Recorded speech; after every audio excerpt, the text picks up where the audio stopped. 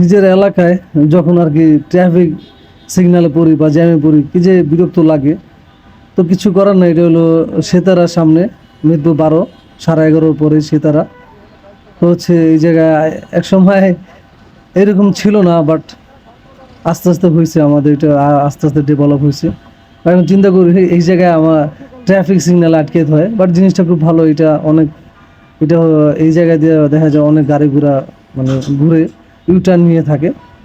তো কিছু করার নাই, যেহেতু ওনারা ট্রাফিক আইন এই জায়গায় এখানে বসাইছে, ট্রাফিক রুলস। তো এটা ওনাদের কর্তব্য, আর আমাদের এই কর্তব্য পালন করা উচিত।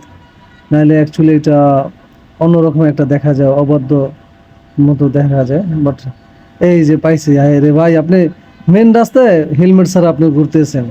এখন এই যে এখন যদি পুলিশটা ধরছে, সার্জেনে ধরছে, এখন যে মামলাটা দেয়, বলে মামলাটা দিয়ে ফেলছে।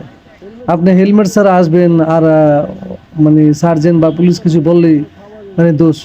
তো কি আর করার, হেলমেট ছাড়া আসছেন যেহেতু ধরবেনই। আই থিঙ্ক না, ওনার ভাগ্য ভালো, অ্যাকচুয়ালি ওনাকে ছেড়ে দিবে। আমি দেখছি ওনাকে অ্যাকচুয়ালি ছেড়ে দিছে। তো মামলাটা আমার দেয় নাই। তো আমি প্রায় 2 মিনিট বসেছিলাম আর কি জ্যামে, ট্রাফিক সিগনালে। 2 মিনিট পরে আর কি ছাড়লো। মোটামুটি ভালোই জ্যাম ছিল, এই জন্য সিগন্যালটা দিয়েছিল। যা কি আর করা, আমার অফিসে যাওয়ার